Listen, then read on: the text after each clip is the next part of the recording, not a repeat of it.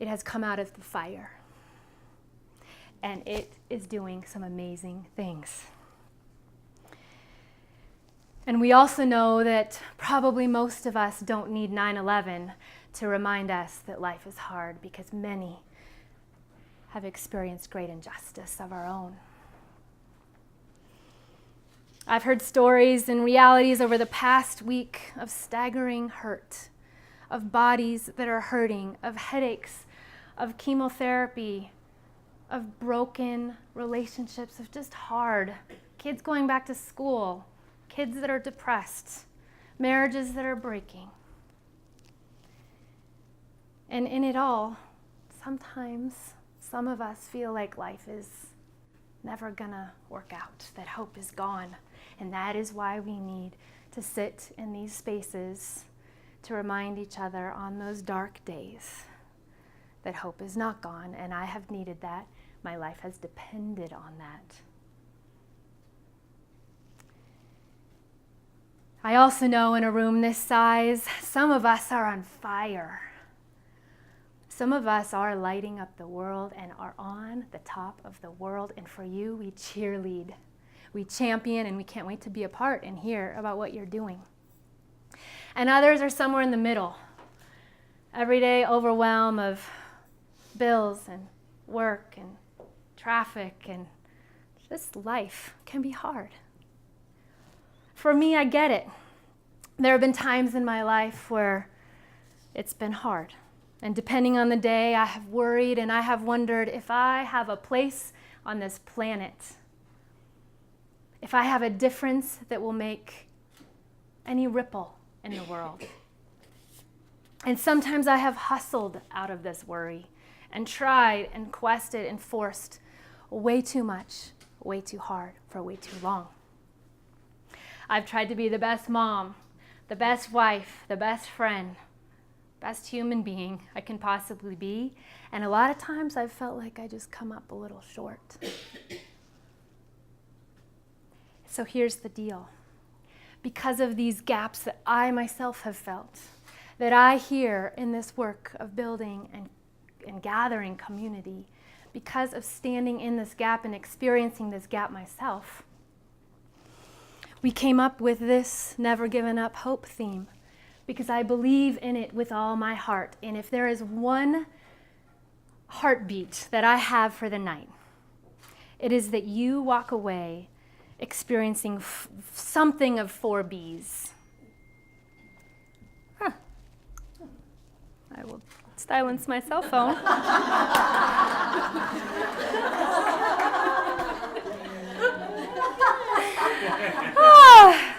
That is funny. That's coming up in my announcements. Okay. So the 4 Bs with the chime of exclamation on it is this. I want you to experience that you are loved. The B in that is that you are beloved.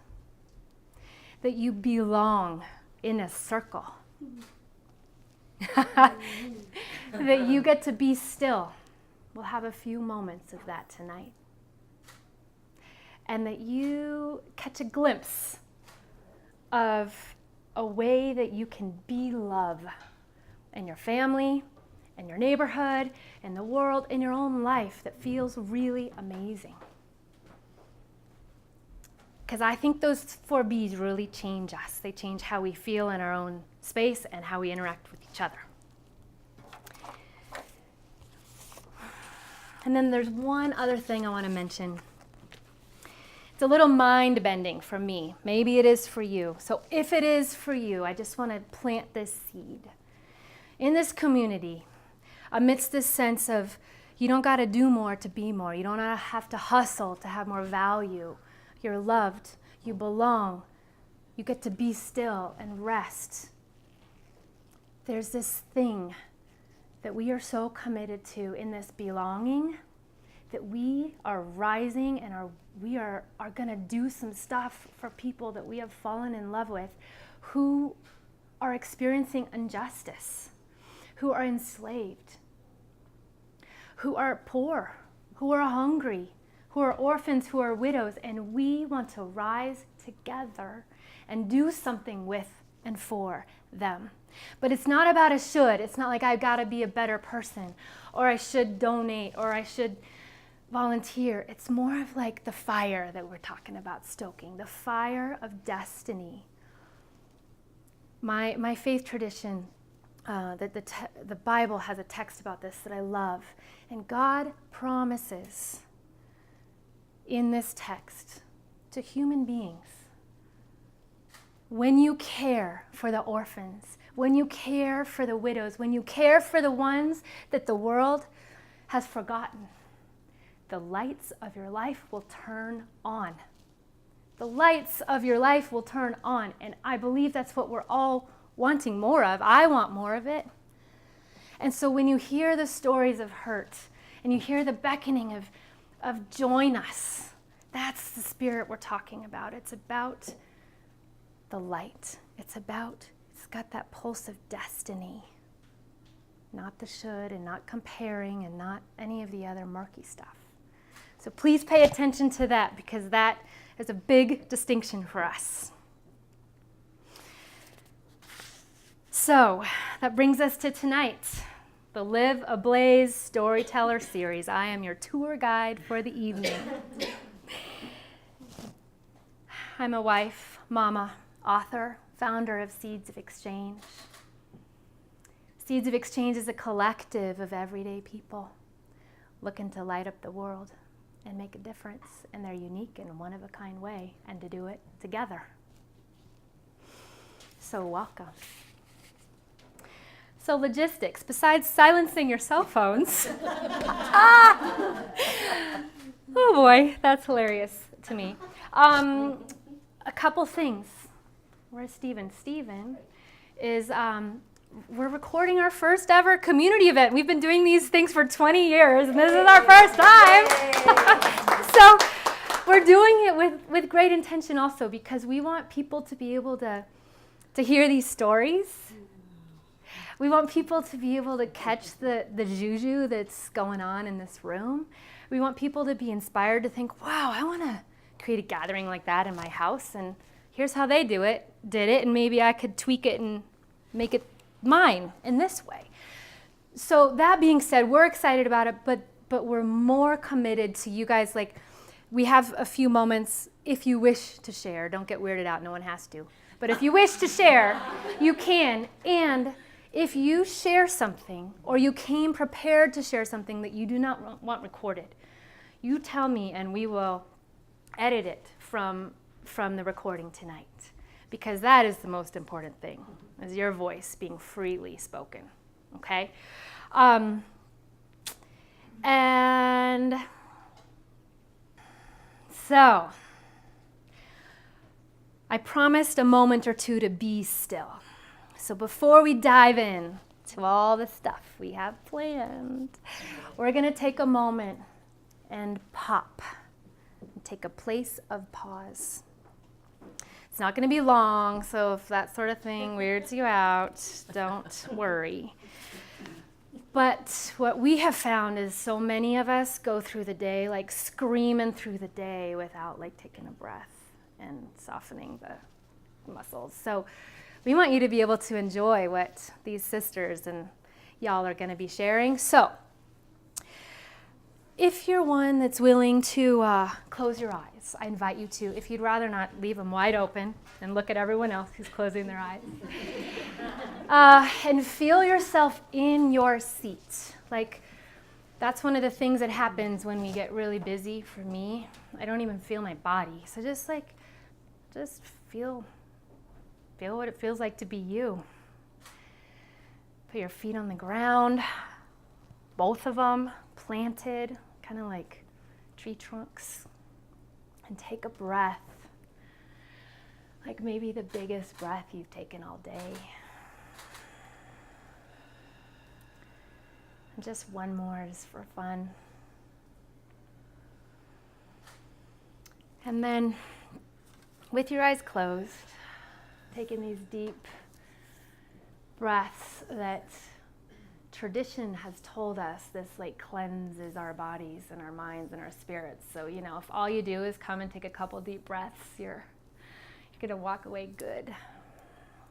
But as you have your eyes closed and taking these deep breaths, I just want you to picture one thing that you came in the door or drove here feeling a little heavy about or burdened. Just a niggling maybe in your head, or maybe it's just a big, fat, heavy rock. I just want you to picture it for a moment. What it is, who it is, why it is. And kind of imagine like holding it on your lap. And just feel how heavy these burdens that sometimes we carry all day long, day after day, takes a lot of energy. And now I want you to imagine someone that is in your life who's fierce and strong and can do stuff.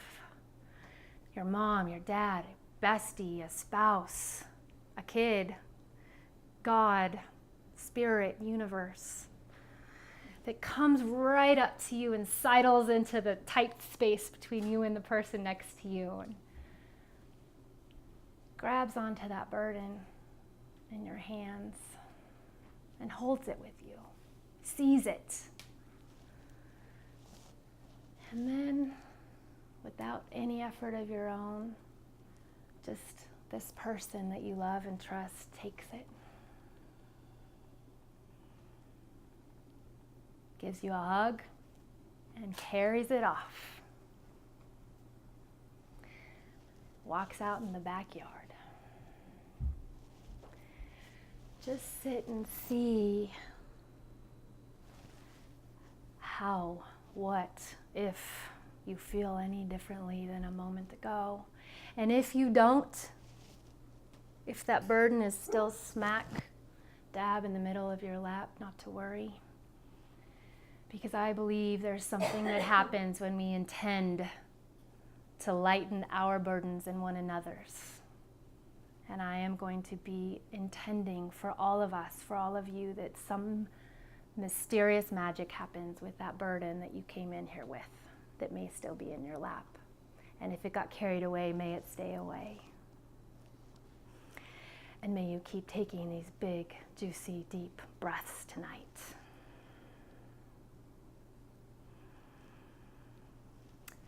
Open your eyes. Welcome back.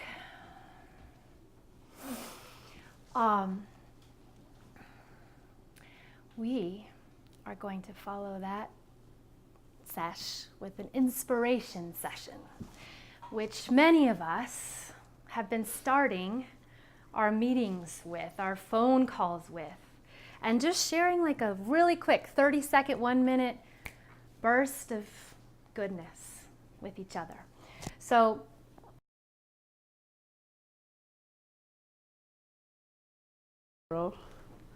and I don't have a lot of mother and dad, but my sister raised me. So it was a war in my town, and my sister, to protect me, she sent me the family member place, different place. So then after that, I stayed like 6 months or 6 months. And they decide to make me marriage. The man I never met, and older than me. how old was he? He, age, 6, maybe 40 more than me, maybe 60 because we don't know age. But now I thinking about it, maybe he's 60. I don't know, but that's when it happened to me. Just give a little. Why don't you know your age? Can you educate us Americans about how that works? We don't have birth certificates that time in the 60 or 70. And we don't born in a hospital like you guys, with all kind of nurse and doctor. Wherever the woman come, if she going to have a baby, what do they call them? Those midwife. Mm-hmm. She give the birth and that's it. No writing, no certificate, all. So we guess all our age with the sun was heavy, the rain was, 1970 was the heavy rain or storm. I said, oh my God. Or the blow the wind. Okay, whatever, that don't make sense for me. I went to ask my grandma, child, you life. I give you birth with the, my daughter was a farmer. She was sitting in the farm area. And I say, did I born in a cave? It was a rain, you say wind. So where did you take me? Where did you take mama to deliver me? She say, some cave, I don't know if it's a hyena cave or I don't know, just to, I say, Grandma, why did you do that? You have to come in this world. What can I do? My daughter wish she was having you. So I call her, I born in a cave, huh? Okay, so you're 12. Yeah. You're married to a man who's 40-ish. Yeah, 40-ish maybe. And you decide to run. Yes. Let's talk. I didn't like him all. I don't know who he is. But to respect my family, because arranged marriage is respectful and I don't want to, disappoint them. So I stay maybe 2 months to learn the road, to learn about his behavior or whatever he needs to do, or me to learn how to get out.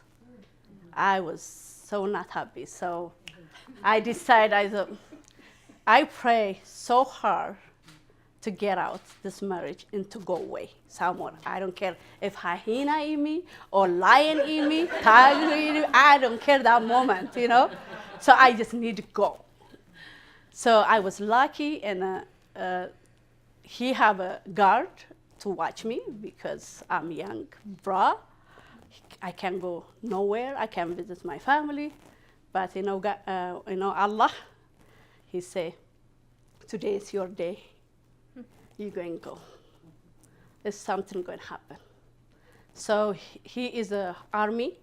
They call him to go to work with them, and he left. And then some family neighbor, something happened, accident. Everybody forgot about me, left. I say, hey, that's my mom want to know. I better get out. Whatever. So I got pillow case.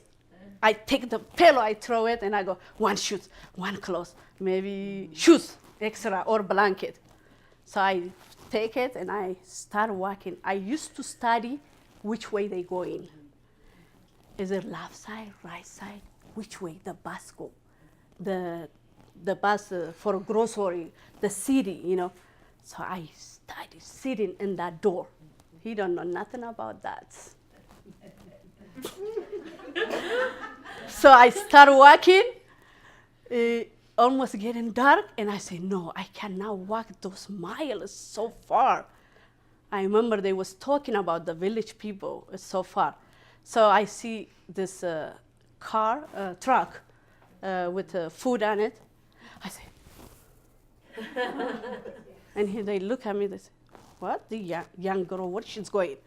So I say, I am a maid.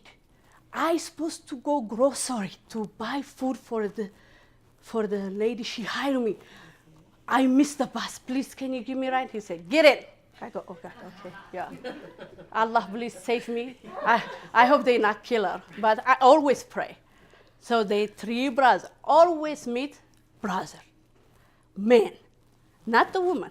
Men support me always. So he said, get in. You know where to go? Where are you going? The shop? They call him a leader.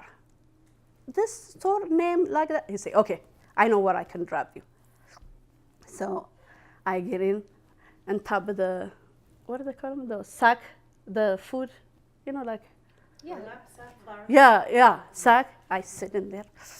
I'm cold, but I say, I just pray. I say, I hope they don't turn around, say, whose family, whose maid? I was so scared, but they didn't ask me because I pray so hard.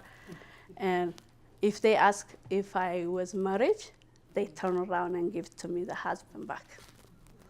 So keeps sliding, huh? Sorry, guys. So I arrived there, and I know my sister, best friend, she lived there.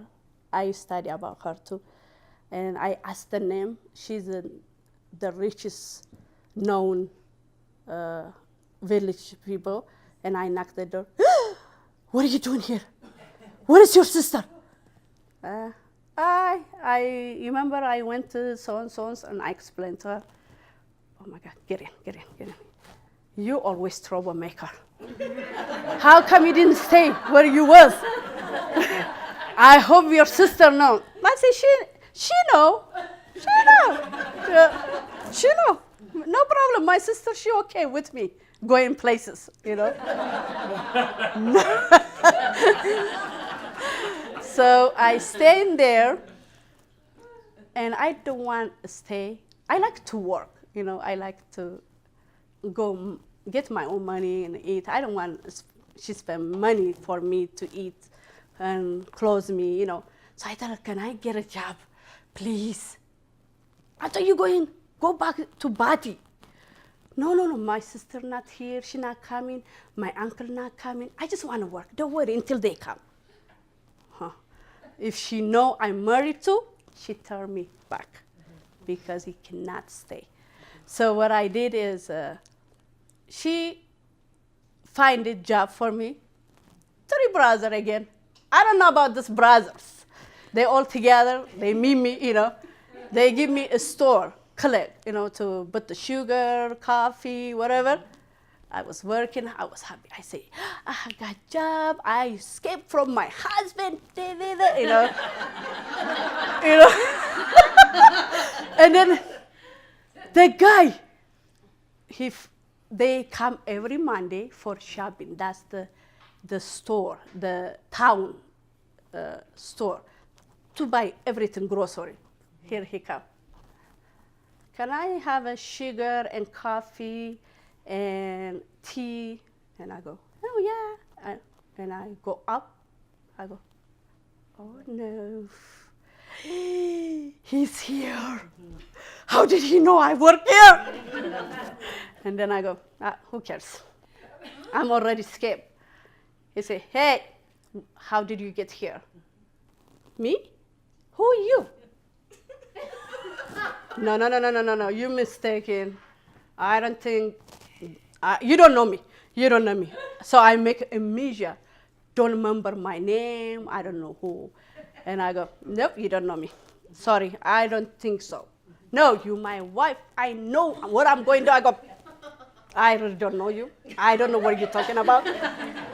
So he grabbed me and I go, oh my God, now I'm in trouble. And I called the 3 brothers. They was have in the back a storage to bring food. He's going to kidnap me, this guy. I don't know what he want. He's supposed to buy his sugar and coffee. I don't know what he want. He say, who are you? They came, the 3 brothers. I say, yes. Who are you? I know. She's my wife. What? The 2 brothers say, wife? No. If she's your wife, why she get, we don't work. Women don't work. He say, no. This, she came from a known family. I don't think you see, I tell you, he's not my husband. I don't know what he wants. I don't know, Rory. He's lost his mind. I don't know what he wants. He don't know my name either. When I give a name different, because I'm very clever, you know. And he said, her name is Aminat Ali Lalela. Huh? No. You're mistaken, sir. Get out. You need to go. You don't want to shop? Don't bother my employer. I said, yes, thank you, sir. Thank you, Allah. And he laughed. He said, I'm going to bring my witness. Blah, blah. I said, you're going to find me here, you think? Dream on. And I told him, I don't want to work. He's going to come and kill me. Maybe this man is crazy. I'm sorry. I have to go. He don't know. They're not going to tell anybody where I came, where the house, because those people, they are the highest, richest men. They're not going to do trouble. So they didn't tell him. He come back, he looking for him. I said, I'm not going. I don't want to work no more. It's okay. She said, why? Oh, no reason. One guy was harassing me. I don't know. He was really mean. She said, oh, okay, if you don't want to, I tell you not to work. I have money. Your sister is my best friend, so don't worry. I tell her, no, it's okay. So that is what happened to me. And then my uncle. May I interrupt? Yes. Okay. Is it time? Din. Here's why I think we're hilarious. We cannot. Fatuma's not a story vignette person. And that's. I mean, we don't want story vignettes from you. You want the whole dang story. Yeah. No.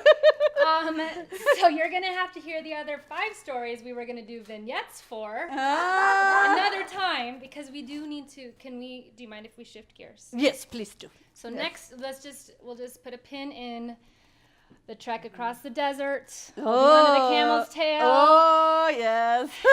Meeting Ibrahim. What was he wearing when you first saw her husband? You want to talk husband? about him? Oh, my No. God. No, 10 seconds. 10 seconds. What was Ibrahim, her now husband, her introverted now husband? Oh, my husband. What was he wearing? Oh, my in God. Djibouti, in the refugee camp when Yes. you got there, holding on to the tail of the camel. Yeah, and I arrived in there, and I was just to work again. I didn't think about marriage. Marriage? Oh, no. Man, don't touch me. Don't look at me. That's what I did, whole 3 months. Then he saw me, he go, oh, she's new, huh? She just arrived.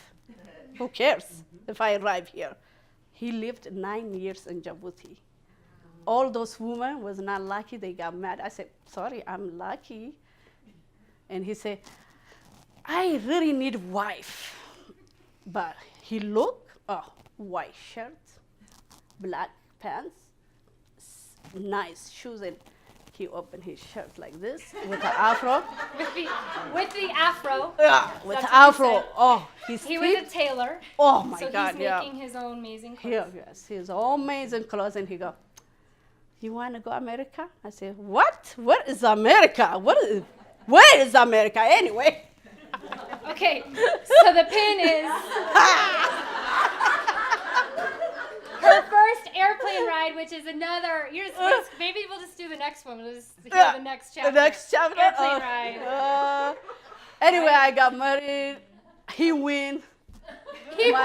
Because of how he look was, his smile, you know. That outfit. Oh, his chest, you know, he just. Oh, he was good. Who was good looking was. So he said, okay, now we're going to America. I said, oh, what's your wife's name? And he said, you know what? I finished the process. Your name is going to be Fatouma Ahmed. What? Fatouma Ahmed? My name is not Fatouma Ahmed, man. He said, please, let me do this for me, because I cannot change. Already is finished the process. We have to fly. Just study. If they tell you Fatouma Ahmed, say yes, Fatouma Ahmed, you know. Okay. Yeah, and then I get the airplane. Oh my goodness. We have to do that next time. Okay, but I mean, we gotta leave them wanting more. Yes, I don't know I know. when the next time is, but we'll make it happen. Yes. Okay, but listen, before we end, can you please Yes. share? We shift gears a little. Okay. You know that English? Yes. A little. Yes. So you've told us, who have known you for some years, 20 years, yeah. what it was like for you on 9/11 and the days shortly after. Can you think of one of the experiences you had that you could share, and also the one misconception that you keep talking to people about around 9/11, around terrorism, around your experience? Yeah. 9/11 was the difficult day for everybody, to all America, mother, sister, everybody, and for myself too. I was so confused. I don't know. I don't understand what happened, who did it. You know, after 17 years, you know, we keep going. One day, the guy followed me in the King Super. You, what are you doing here? Take this rug out of your hair or whatever you do. God is so good. Allah is so good. I was with my family, thank God. And I say, excuse me, sir, are you talking to me? He said, yeah, you. I say, I'm sorry, you messed up. This is my religion. What's the matter you? Please don't follow me or don't talk to me. So I was yelling. All my granddaughter was there. My daughter was there. They say, you talking to my grandma, sir? What is your problem? I said, no, don't worry. Let's go talk to him. Be nice. It's okay. Don't argue. Don't say, that is my mother. My daughter, she said, she is citizen, best mother, best sister, best everything. Please, you don't know nothing about her. So why are you talking to her like that? Fine. And he just laughed. And we talked about that whole week. I was so, why I didn't get him to tell him the story. Why you hate me? Why you hate look like me? The scarf I'm wearing, it don't bother you? I want to really meet him to tell him, my name is Fatouma. I'm very nice. Mm-hmm. Don't look at the rug. Don't call rug. This is called scarf or hijab. I want to tell him that, but it was hurtful.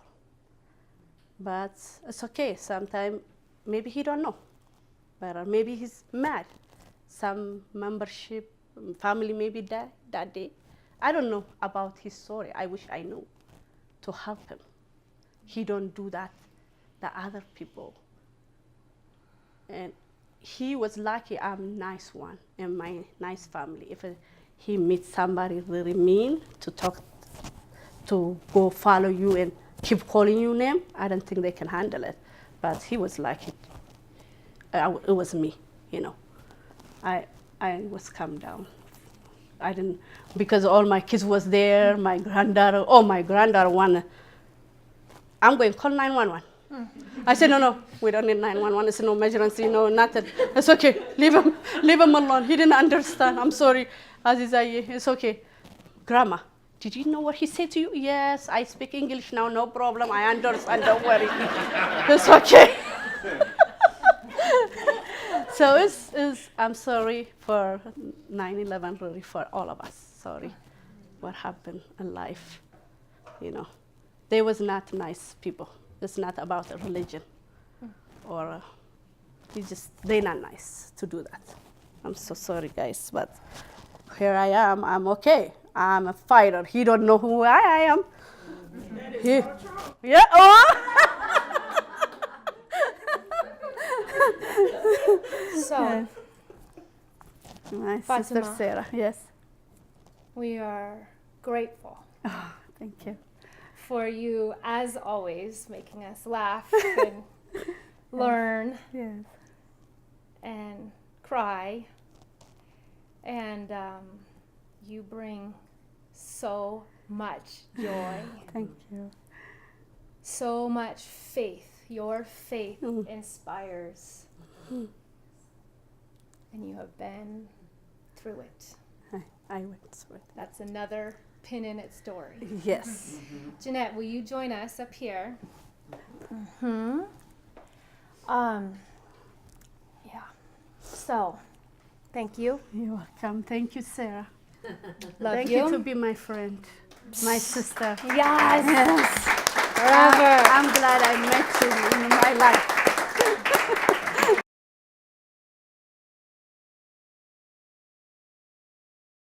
Wow, where to begin? For me, tonight driving over here, I had my way to come and I was listening to my inspirational music and stuff, and then my car turned on 6th and Jackson, and I didn't expect that. In my logical head, I thought, oh, because Colorado and 6th is so clustered and I'll just turn down a street. And then as I'm driving, I'm like, that isn't why I did this. And so I approached 10th and Jackson, 1009 Jackson, which is where I grew up as a little girl. And that's the beginning. I mean, that's part of where I came. That is where I came from in the story and where it started-ish. But as I drove by there, the interesting part was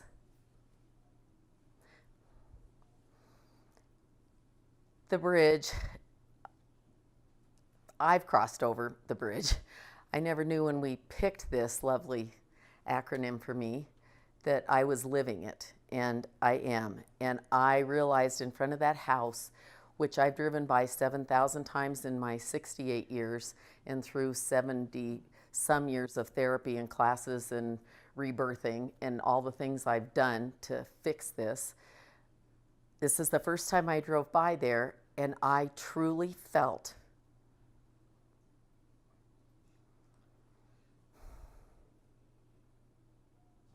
that it was worth it to be here. And I felt the joy of being in this community with the amazing people I'm meeting. And I'm feeling happy. And I've been sustaining that now for like the last 2 months in a way I didn't even know was possible without anything that changed on the outside. That's pretty big, because in my 68 years, how my life began, I was born February 1st, right near here at Rose Hospital, to a mom that was schizophrenic.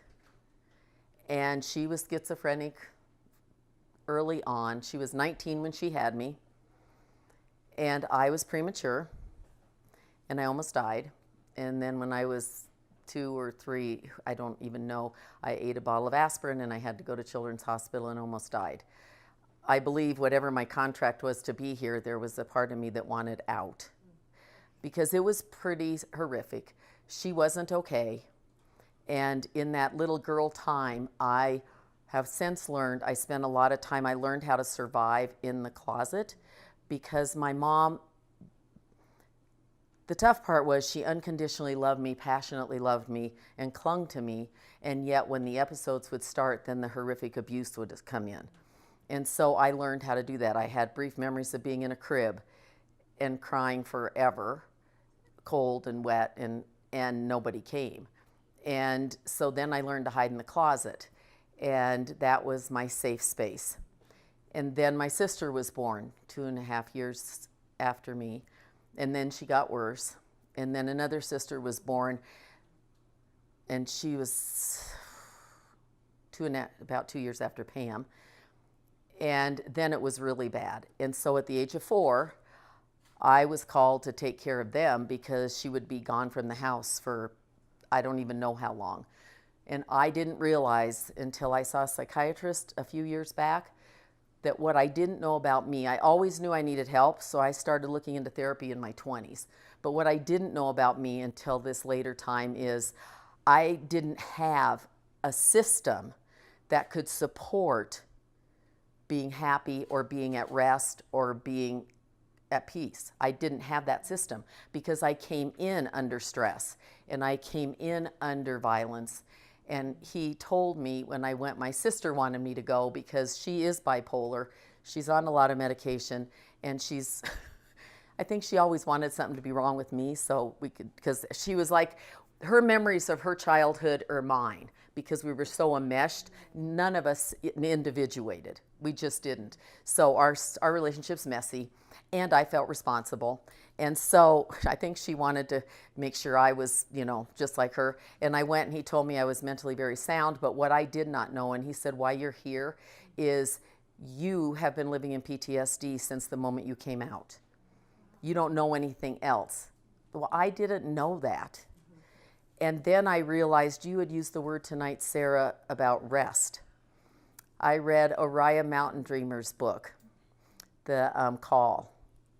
And she said, we all came in to live one word. And she goes, and it's not peace and joy and love like you think.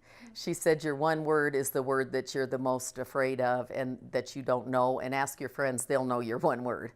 And my one word, I realized was rest, and then I put the book away for a year, and last summer I got it out, and then I put it away again, and then this year with all that we've done, it came back, and I realized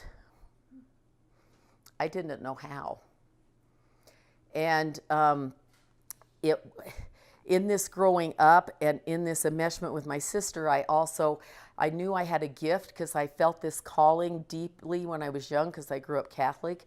And that part was the richest part of my childhood because my faith was always stronger than what I even knew. And then I realized I used to hide in the closet and spirits were there, but I shut it so off because I don't know if many of you know, but with schizophrenia very often, a lot of what happens when they flip in is they think it's the devil and they think it's evil and stuff. So I found out in later life too, I had a hot stone massage and it didn't go that well. And I thought that was weird because I'm a massage therapist and I thought that would be great. I love heat. Well, I didn't like that heat and I jumped through the whole thing. And my aunt later told me at a wedding, because she was drinking too much, and that's how I got that out of her, that, when I was younger, my mom would burn me with cigarettes. And now I know it was to burn the devil out of me. And so I totally shut that aspect of me down, but I was able to access it at least through my faith. And so that's where it came out. But 1 minute left. Okay, so then growing up, and my sister was sexually abused, and I watched that. So I had taken responsibility for all of it and didn't know all that, besides living out. So I've spent the last 30 years in therapy, in classes, in programs, in rebirthing, never resting. And the only time that I started to come out of it was when I was introduced to BEST, bioenergetic synchronization technique. And that's when I realized I could not, no matter how much I could wrap up and understand my past, and I'm brilliant at it. I can go in a room and dazzle people with my information on why I am the way I am, but I didn't realize that was not me. That was who I created myself to be in this world, to be safe. And so coming out to be me has been probably one of the most courageous things I've done. I've done classes and jumped off bridges and walked across cut glass and walked across hot coals, all to overcome fear. That really wasn't the biggest challenge. The biggest challenge is, how do I drop all this and just be me? And that's my story time. Time is done, right? So now I'm supposed to go into BEST. Okay, I'm just checking because I can talk too, so. Okay, so what I learned through all of this is my system doesn't support being at rest. I always thought it was me and I didn't know how to meditate and I couldn't do this. And now I realize I didn't have the chemistry to do it. And so I needed help. And when I first learned about BEST and I learned this exercise, the beautiful thing about this exercise is Dr. Mortar came up with BEST 40-some years ago. And it's based in chiropractic. And he did it because massage and chiropractic, as awesome as they are, they don't get people well because they don't get at the root cause. I could go to the chiropractor forever, and I have. It's not changing my neurological system. I'm in fight or flight all the time. And so with BEST, it balances your neurological system, and it got me in a place of present moment time and being at peace. Because our body is self-healing and self-regulating. It's miraculous. I look at what I came through. My mom didn't feed us right. She gave us Coke and Hershey bars, and we didn't get food. And so I'm here and I'm healthy and I'm vibrant. And so the body's amazing, but the more we can get that interference out, the body has to heal on its own anyway, but this just helps God do God's work really quickly. So this exercise I want to show you and I want to demonstrate it. So I'll ask Mary Jo to come up because I was going to have you all do it. We don't have room. I do have cards to give you all if you want one to do this exercise because it updates your neurological system immediately and brings you into the present moment. So anytime you feel you're in fight or flight and you can't seem to get yourself out, you can do this. I have a friend at work, when she gets panicked, she goes in the bathroom and does this, and she's given testimony to how much it's changed her life. And it really does if you do it twice a day, which I don't even remember to do. So, all right, so first off, I want you to look at Mary Jo standing here. And now I want you, Mary Jo, to look, well, just, don't do that yet. Okay, now look to your left as far as you can, but don't stretch. Just go to where your neck will go without pushing it. Okay, now look to the right. Okay, so you can see she's got limited range of motion. Can you see that? Now tilt your head back, but just to where it goes easy. Okay, and then down. And then just bring your arm up as far as it goes easy. Okay, then the other side. Okay, so you can see Mary Jo has a lot of limited range. Okay, so now you're going to put your left foot forward and your right foot back. Lock this knee and bend that knee. Okay. All right, the opposite arm goes out, this one goes back, and you're going to stretch in each direction. Look over this shoulder, take a deep breath in, close your left eye only. That's your right eye. The left eye, and hold your breath for 10 seconds, just being grateful.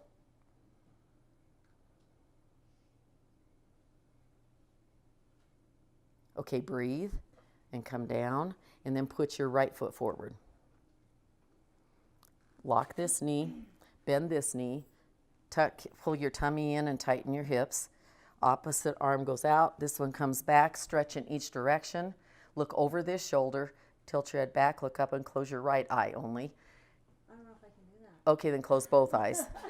Okay, close both eyes. Take a deep breath in. Okay, you can stand by this if you need to. Okay. Okay, I'm good. take a deep breath in, hold your breath, and be grateful.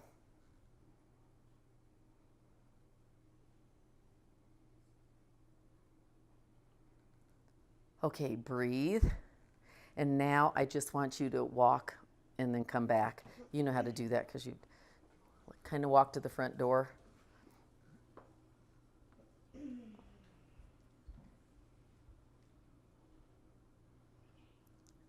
Very good walking.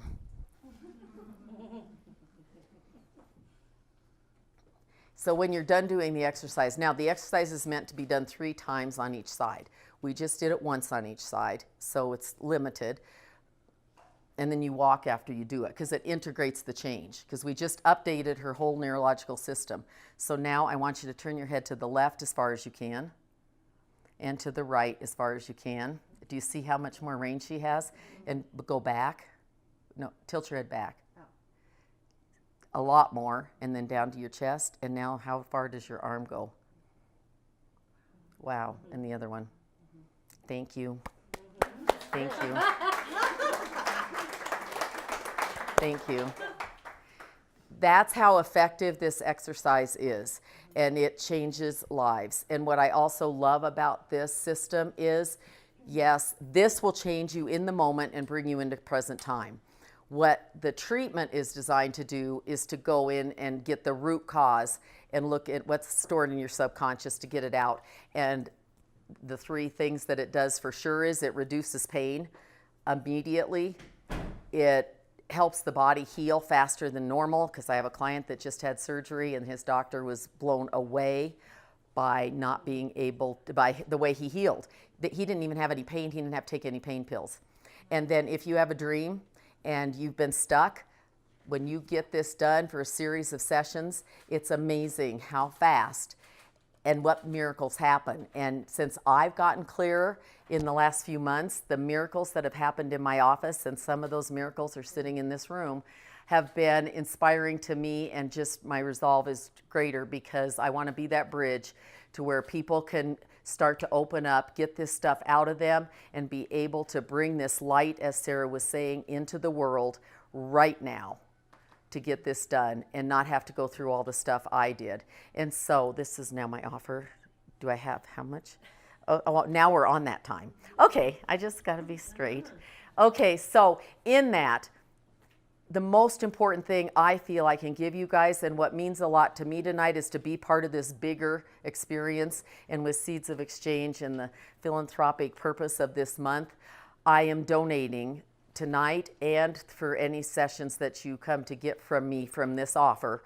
And that makes my heart really warm, because what I do know too is I'm thriving now because of Best and because of the people in this room. And when we do it together, and for me to be able to support Sarah and what she's doing and get to speak, it's a gift and it's a miracle. And so for tonight, the one call I will tell you, if you have a dream, if you have pain, if you have anything in the past, this works. I can guarantee it. And the 3 brand promises are, I just told you, it does reduce pain by a lot. It does help your body heal faster.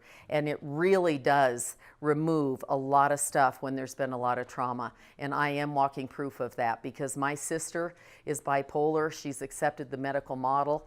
She's on so many prescription medications.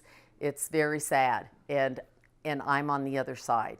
And so for tonight, I am going to offer, my sessions are $100 and I don't give deals. I've been doing massage work for 30 years. I've been in my practice doing best and massage for 10. Tonight, my sessions are $100. If you sign up tonight to have me call you and get an appointment, it's going to be $57 and $7 is going to go to Seeds of Exchange to Sarah. And so I call you to do this, to come and experience this with me because I absolutely know it changes your life and it changes the lives of those around you because we all need to step up and show up now, and the luxury of spending 30 to 40 years in therapy is over. And most of you are up to some really big and important things, and I know what I do and I know I can get you there faster.